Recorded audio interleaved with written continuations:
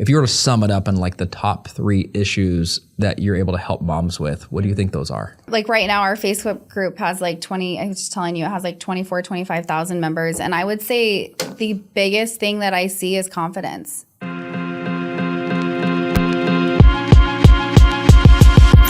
Welcome to the Real Estate Is Show. I have Kristen Cantrell. Did I pronounce that right? You did. I always get so nervous with that stuff. From Connect and Cultivate. Yep. Oh my goodness, I got it right. She is a rock star in this industry, and I honestly feel blessed to have her here. She has been around for a really long time. We have crossed paths on Instagrams multiple times, but have never actually met. And here you are. Never. I know. I'm really glad that Ty connected us. I know. How fun is that? You know what's funny? What? I forgot how we got connected. I was going to ask you. Ty. He is such a rock star. He is. He's so nice. Yeah. So I hope you brought an instrument today because he was on the podcast. He did a little guitar solo. Oh, yeah. You wouldn't want me to do that. I really liked it. How do you know Ty? Just being in real estate. He was always, I feel like at Keller Williams my whole time until he moved. But yeah, he used to actually, his band used to play at the Forum when I worked at the Forum. Oh. Revelation Real Estate, we did like Battle of the Bands, and him and his band would come out and we'd hang out. You go back to Revelation Real Estate days. I remember those days. And I remember when, if I'm not mistaken, weren't they at that like 5-story building in Gilbert and Pecos at one point, or it was a Val Vista and Pecos? No. They never opened up there? So I was with them like back when it was West USA Realty Revelation. Wow. Yeah. So I've been a long time. I go way, way back. We were off Arizona Avenue and Ocotillo and just like a whatever building. Yeah. I remember when they went out on their own, I've always owned a brokerage and kind of done all my real estate investing stuff, but I wasn't like as ingrained in the real estate agent community, but I heard about it and it was a big deal at the time. That was honestly one of my biggest learning moments in this business was going through that with them and learning how to really create FOMO in our industry and how to use that to leverage agent attraction and retention.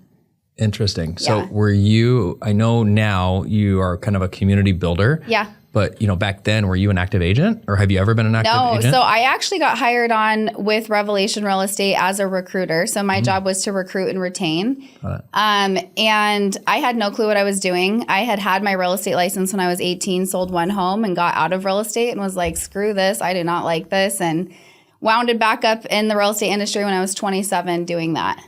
Wow. Mm-hmm. So you've been in real estate for how long? My son was almost 1 and now he's 9. Okay. So, a long time. 8 years? Yeah. It's interesting because most of the people I interview are active agents, right? Yeah. What has been some of the biggest challenges you've seen over the last 8 years in speaking from a community builder type? Because I promise you there are other people watching this show that are recruiters and team leads that maybe your world revolves more around.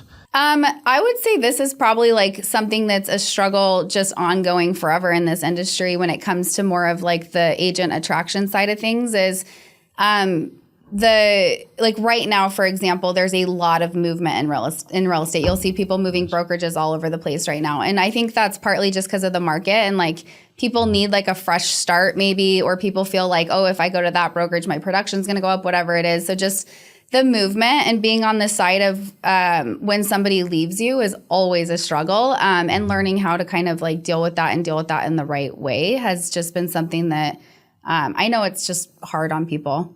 Yeah.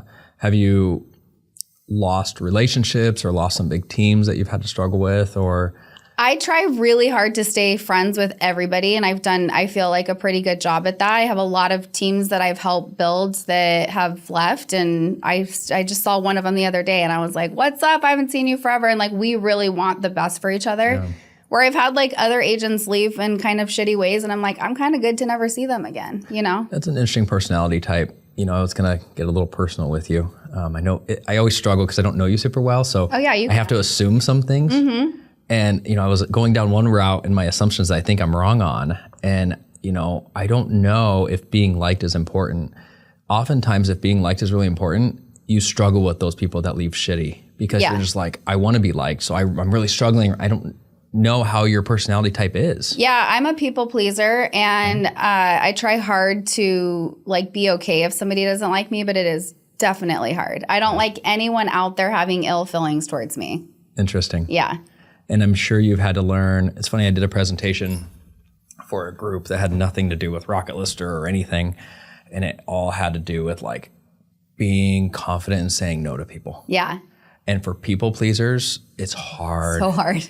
I've gotten really good though. Have you? Yeah, but it is a struggle. What's your husband like? Oh my gosh, my husband's the complete opposite of me. Interesting. He's like, he works out at Intel and he's very like detail oriented and like more of a mechanical logic brain. Yeah. And I'm like, I'll think after I decide something. So we're very different, but it's really nice because he's very calm. And I feel like I'm not that calm. So we just balance each other out. Is he a good person I'm assuming you have people in your life that, I'm curious. Yeah. If he's a good person to bounce some of those emotional side of the brain struggles with, of why doesn't this person like me, even though you might be asking in a different way, but it's like, why did this go so bad? Did I do anything wrong? I'm sure there's a lot of analyzing that goes on when that happens, but he may not get it. Right? No, he gets it. He's been around long enough and he's like, he's pretty, he likes to come, he likes when I bring him out to like the social things in real estate, which is really funny. But yeah, he's actually like a really good sounding board for me. Like I recently had like a conflict with somebody super close to me in real estate. And he's the one that reached out to them and was like, hey, like you've meant so much to us. Like, is there any way we can go to dinner and talk? Wow. Yeah. I wouldn't expect that from a more logic brain type person. Yeah. Because that's understanding the emotions of it sounds like his EQ is really high. Yeah. His emotional intelligence is up there. Even with all the feelings that went around that, he was like able to put them aside and say, hey, big picture, like you need to look at like how much they've impacted our lives and like we need to make that right. If I can get personal for a second, Brian Gubernick? No. He's partners with Ben Kinney. Okay. In place, and Brian runs a mastermind, but anyways, he taught me something really good, and I say taught me, but he like reminded me of something really important, and it was just like how important it is not to burn bridges. Because you never know when that person's going to come back in your life, and it's just interesting. Like even somebody, I've got a client of ours. So I bought Rocket Lister. Yeah. So all of a sudden, agent relationships became really important. Yeah. But when I was an investor, they were important, but not as important. Yeah. Like I would get frustrated as an investor when I'm like trying to call an agent to do a deal or get a deal done, and they wouldn't answer their phone. I'm like, why don't they answer their phones? Yeah. It's a big problem in our industry. It is. It's funny you laugh about it, but I ran into a agent was having an issue with our services. So I called them as the owner to say, hey, I want to make this right. Yeah. And they reminded me of a very arrogant conversation apparently that I had with them like 20 years ago or 15 years ago. And they had held on to that grudge. Wow. And hadn't let it go. Yep. And I don't remember it. And I'm sure when I was getting started, I think I talked to you about this earlier, like you make different decisions when you're getting started. Yeah. Than you do later. And you sometimes forget how important relationships are. Mm-hmm. And I messed that one up. Yeah. And it was a big learning experience. I think it's a great learning experience for him to say that to you too. You're probably like, oh my gosh, like now you'll always remember that. I'm like, I said that? Yeah. Like, ugh, that's not anything I would ever say, Yeah, absolutely. Yeah, I mean, I think about that all the time. When something chaotic happens, I'm like, I've got to make sure I don't burn this bridge because who knows what's going to happen. And in our industry, it's so small. It's like the same people, I feel like, that just kind of come and go. Like it's a smaller industry than you think. That's why I've never actually had to do it, but I am 100% willing to do it. If I cause you in my services to lose a listing, like I'm the reason you lost that listing, I will cut you a check for what you think is fair. Yeah. So if you lost out on a commission, you tell me what you think is fair, and I will cut you $10,000. I will cut you a check for it because my integrity is worth more than that. Yeah. And I think that's something that I've just had to learn, but I think that's probably natural for you and your personality type. Very much. Yeah. I was very transactional in my relationships at the beginning. Yeah. Well, I do feel like, and I think it's more of like a guy thing. I'll never forget, I got invited to this mastermind with all those top guys in the East Valley, real estate agents. And I was sitting there and they were all just talking about, oh, we got to go back to basics. It's all about the relationships. And they just kept going on and on in this circle about it. I'm like, holy crap, they like struggle with like the most basic thing, but yet I struggle with something that they're really good at, know? So I just think it is very different. Like you either are transactional or you're relational. Yeah. And you could be both and you can learn to be both. Or what I talk about, you're a taker and a narcissist or on that road. And you just got to be careful with those kind of people in your life because they will just continue to take. And you want them to like you. And if you don't do anything about it and you don't learn to say no, you continue to take. Yeah, I definitely feel like I can spot a narcissist out from a mile away now.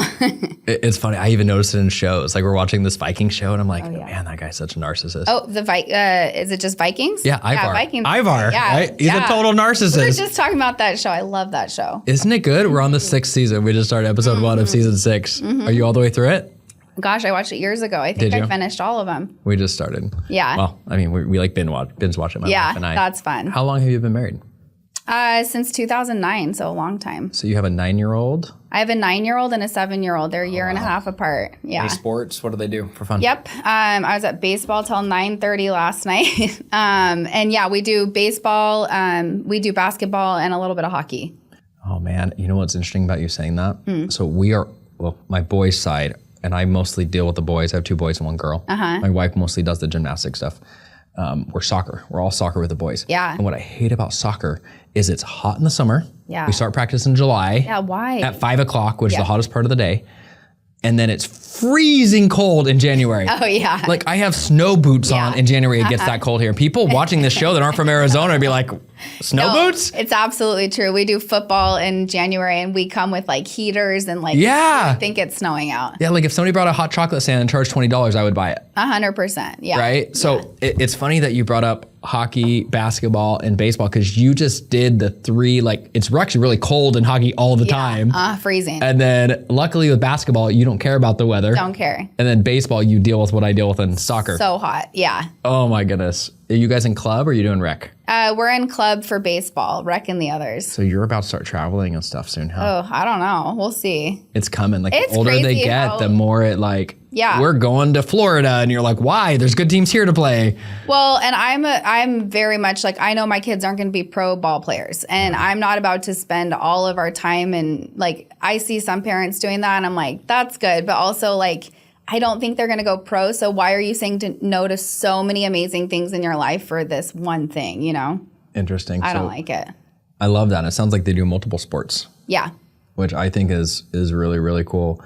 You know, we struggle with that. I mean, my daughter's a level 8 and she's 10 years old. Well, you can only go up to level 10 by the time you're 18. Yeah. So if you get to level 10 too soon, now you're in level 10 for 6 years. Oh, wow. Does that make sense? Yeah.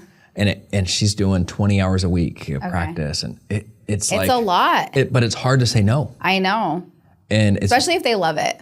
And you get their friends that start to peer pressure them, and the coaches that start to make comments, and you know, life. I don't know. It's hard being a parent and trying to do what's best for your kids. You know, I didn't grow up with as much access to stuff as my kids have. Yeah, me either.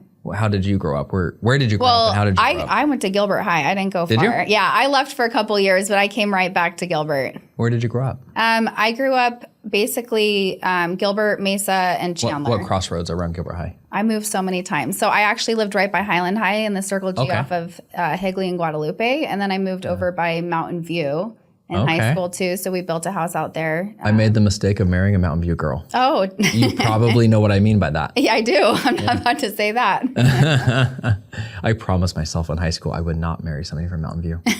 And then I did. Mesa has deep roots. Yes. We are a Mesa family. So my grandfather, like everyone, we're from Mesa. So Are you really? Uh-huh. Okay. Yeah. Yeah, my stepmom, Karen Taylor Robeson, she was the first graduating class of Mountain View. Oh, that's awesome. She probably knows my mom. My mom was Westwood. Oh, yeah. There's a lot of famous is the wrong word, but influential people that came out of Westwood. Yeah. That, some old Mesa influential people, really good people back in the day. Yeah. Out of Westwood. It was Mountain View, Westwood, and Mesa High. Mesa High, yeah. Those 3. How cool. So you grew up in Mesa and you grew up different than your Gilbert, kids. How did you grow up different than your children? Oh, I just mean sports wise. It's funny because my dad will say he was almost a professional everything. He actually is very, very good at all the sports he plays. But for us, it was kind of I played soccer maybe one season. I decided to do track, but I was never into sports. And my parents were not upset about it, you know? Yeah. So, and same with my sisters. It's hard because my wife and I were both really into sports. So it's like finding that line. It's probably easier for you to be like, kids, there's more to life than sports. Yeah, totally. How about your husband? Was he really into sports? Oh, he's not into sports at all. No, he's more of like he builds classic cars for fun. Like he's been doing that since he was 15. He's very good at like wakeboarding, wake surfing, snowboarding, but like football, baseball, it's hard for him. He's like, oh, I hate this. Where do you guys as a team struggle in parenting related to your work and the demands on your work? I love my business. And so I could be like at home, and if they're watching a show that I'm like, I don't want to watch this, I'll get out my computer and start working. And I think that sometimes that is not good. And so I think definitely like learning my boundaries and not constantly like just feeling like I need to work all the time. And he'll tell me, and I'll be like, all right, and I'll shut my computer. And your kids will tell you, or your husband? My husband will tell me. Do you recognize that your kids need attention? They don't always communicate it in the way that we think. Yeah, I think the hardest part with that is like working, like right now. I'm working from home more right now because it's summertime. And so they're seeing me constantly on my computer, and I have to remind them like, this is like work time for me. You can't come in here and like, mom, what am I going to do? I'm bored. I'm like, okay, like I have to have like time to work too. So I just try to remind them like, hey, during work hours, like I've got to be productive. And then afterwards we'll go do something fun. It is. We did no screens for like 6 months. We started with a month, then we get in and go to 6 months. And it was amazing how much I learned from it, of how much I wasn't involved as a parent. Yeah. Because you don't realize how many times you just give them a screen to shut them up. Yeah. And I mean, to this day, I still do it. But yeah. Like, if you commit to no screens, you don't realize how much attention they really need. I hide them. I let them die. They'll be like, where is my Switch? I'm like, I don't even remember where I put it. But that means the consequence that for parents listening is they're going to come to you more often for attention. Yeah. And then you have to be prepared to do something with them. So we've been having this conversation a lot at home about it's good to be bored, because my boys are not okay with being bored. They're like, what do we do? Like they cannot come That's up with the next generation. Yeah. They don't know how to be bored. And I'm like, go outside. And it's hard here because it's so hot. We just got back we have a cabin up in the White Mountains, and we were there for 10 days. So I'm like, literally go outside, go to the lake, go. Yeah. And they catch crawdads and they do all these things, but it is really hard to get them to like have some independence with that. It's amazing, like what they'll figure out. I mean, we were in Kauai. I think you and I were communicating, and my son loves fishing, which is good because I can just buy him a fishing pole and some bait, and he'll just sit at the shore and fish all day long. That's great. Which is awesome. Yeah. Right? And he won't be on a screen. But like, he kept wanting us to drive to the store to get him bait. Okay. And I'm like, okay, I'm starting to get a little, like, you're affecting the rest of the family. You know? Like, we can't just, our life doesn't revolve around getting you bait for fishing. Yeah. In his mind, it does. He's 12 years old. Yeah. It gets worse, by the way. And it was that whole like concept of being bored. We're just like, figure it out. Yeah. So he started capturing crabs, opening them up, using the crab meat as bait to catch fish. Like, it's just our kids are smart. Yeah. They'll figure it out. Yeah. You know, and us as parents, I think, come to the rescue too often with screens or with whatever. Yeah, I agree. Interesting. So when you have a really cool podcast, what's it called again? I have a podcast called Moms in Real Estate. That's what I thought it was called. Okay. Yeah. And I know I've watched some of the things that really cool people you've had on it. What do you feel like is if you were to sum it up in like the top 3 issues that you're able to help moms with, what do you think those are? So there's 2 separate, like right now our Facebook group has like I was just telling you, it has like 25,000 members. And I would say the biggest thing that I see is confidence. It's crazy. I actually have this conversation with some of my friends that are coaches in the industry. And I'm like, it's crazy because you forget how much imposter syndrome like creeps in with these women. And I think I can relate, like when my kids were really young and just going back to work and feeling like every conversation I was like questioning what was coming out of my mouth. I'm like, did that even make sense? And like, you just feel different. I don't know how to explain it. And so I see so much of that in our group. So just constantly reminding them that it's normal to feel like that and it's a season. And but yeah, I definitely think that's probably the biggest struggle I see. I did not expect that answer. Yeah. It's interesting. So we do social media reels at properties for agents, and I had this conversation with an agent the other day, and I was like, hey, why don't we get you on camera? She's like, and it was a very vulnerable thing to say, but she's like, I'm a little overweight. You know, I'm not as pretty as some of the other women that I see out there. And I immediately I was like, you know, shows like Selling Sunset are ruining our industry for women in that way. Yeah. Because it's good to be beautiful and it's good, whatever, right? And that's okay. And I do think sex sells. I do think it helps in some ways. But, you know, I told her, I'm like, you are confident. I know you. Yeah. As a person, you are confident and you have what it takes. I'm telling you. And she just needed that extra push and someone to believe in her to say, you don't have to look like a Barbie doll to be on camera. Honestly, like, I don't want to watch a Barbie doll anyways. Like, I want to watch somebody who's like really showing up as them and they're messing up and, you know, they're just raw and real. The more scripted and edited and perfect someone looks, I'm like, I'm 100%. bored. 100%. And that's why in this podcast, I don't prepare. Yeah. Like you and I don't know each other that well. And we're just kind of making this up as we go because I want to get raw and detailed. Yeah. I'm waiting for you to cry. It's coming. I am like, I don't cry much. I'm joking. But, you know, I think that confident, I love that you brought that up. Like how, and men too, by the way. I mean, there are so many insecure men out there. Yeah. But just the insecurities involved in social media that we watch ourselves don't help our confidence sometimes. Yeah. You see these other people that look so perfect, but you meet them behind the scenes and them themselves aren't as confident, but what they have is at bats. Yeah. They consistently did it and built a process and built the comfortability with being on camera. Yeah, you just have to build that habit and it gets easier and easier. I tell people all the time, like, I hate Instagram. I hate showing up. I hate talking on there. But I'm like, guess what? I know it works and I'm going to do it. I would throw it away in 2 seconds. And I had this guy I hired. He was 21. He joined my organization when I was at EXP and he was helping me with video. This is years ago. And I kept like over watching one of my videos. I'm like, this is like, I look like shit. I sound stupid, whatever. And he looked at me, he goes, do you think anyone really gives a fuck? And I'm like, oh my gosh. And so now I hear him in my head all the time. I'm like, no one cares. Like, just do it, put it out there. And he'll just stick with me forever. I love that, right? I think we all have our moms talking to us in the back of our heads a lot. Yeah, I have a 21-year-old dude in the back of my head. Yeah, you got a 21-year-old dude in your head. Yeah. I really like that. That's interesting. So your podcast, how many episodes do you have roughly done? Oh my gosh. I mean, I don't know why 250 is in my head right now. I could be totally off, but I've been doing it consistently for a long time. How has it helped your business and what advice do you have for other people that want to be like you? Not necessarily like you, but do you know what I mean? That want to like, are thinking about getting into it. Yeah, just do it. I mean, I honestly had zero clue what we were doing when we first started it. And I have flopped and failed and learned. And I mean, it's been amazing. One of the best things the podcast has done for me is it's been a door opener to build relationships with moms in real estate all over the United States. I've built some amazing friendships.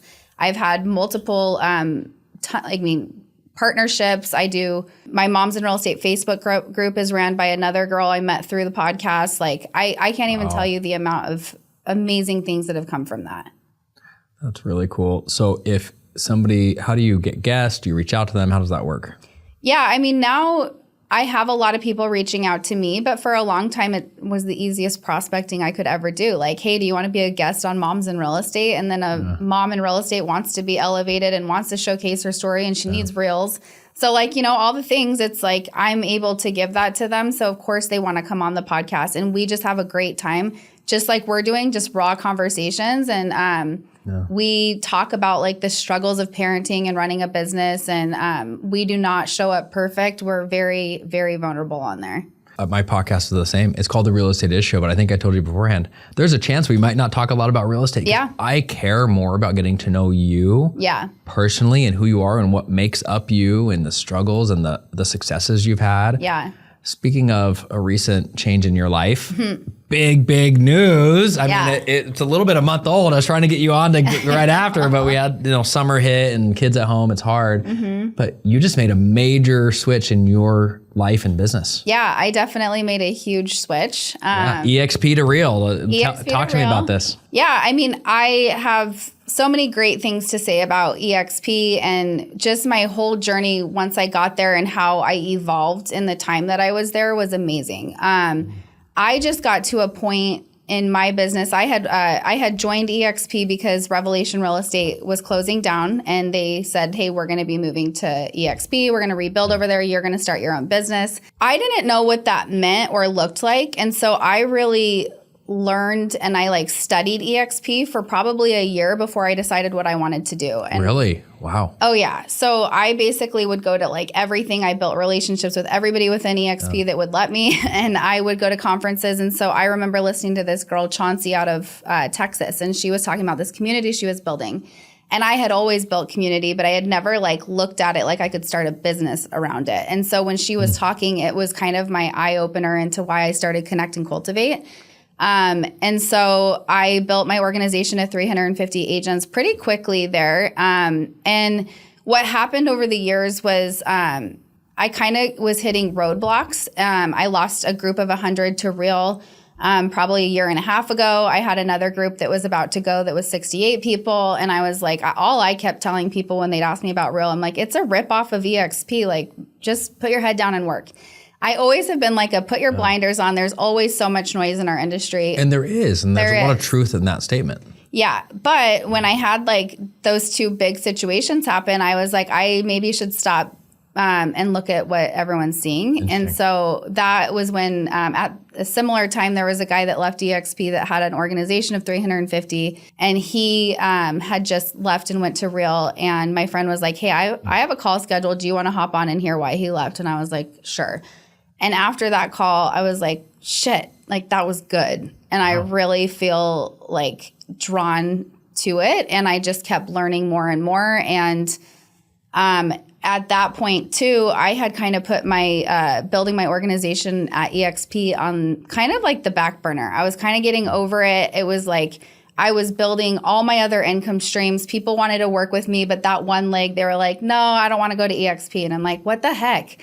And I have great things to say about EXP. There's so many amazing people. The platform is fantastic. They're the trailblazers for everyone that's doing the model that they're on. But there was like a stigma around it that I couldn't, it's again, like I have a different ideal client than other people. So I've had people argue with me about this, but I'm around a lot of moms in real estate all over the United States. They did not want to be at EXP, the ones that I was talking to. So I just had to say, well, what do they want to? And when I saw Real and I started seeing who was there, I felt like it was more in alignment. And with your community. With my community. So there are lots of communities that EXP works great with. Totally. In your scenario, it made sense to have your community, or at least the target market that you were trying to grow felt better, it sounds like. Yes. And I had just launched... and I think that's true with Keller Williams and LPT and all of these. All of them. Everybody has their right fit. Yeah. That's what drives me nuts in my Facebook group is... So many times people are like, what brokerage is the best brokerage? And then you have like everyone chiming in. I'm like, you didn't even ask her one question. Like it's not a one size fits all for everybody. I love that. And I had built, my tagline is, it's Connect and Cultivate. And my tagline is, you can sit with us. And I felt like it was really, I was running into a lot of like roadblocks with different things at EXP that I couldn't do because I wasn't in somebody's downline. And that, again, that can happen anywhere. I just was like, you know what? Like, I really liked that when I learned about Real, how they do not allow you to do that. And so I'm like, okay, what does that look like? And it took a lot of unlearning for me because I had built Connect and Cultivate originally off of, okay, this is like my value proposition for people to come to EXP. They join me, they get all this stuff for free. That's what I was taught. And so now I had to unlearn that over the last month of like, well, what does this look like for Connect and Cultivate now? But it has opened up so many more doors for me. And I'm like really excited about building with this new mentality. So let's talk about that. I think in your head, when you say that, you know what that means. Yeah.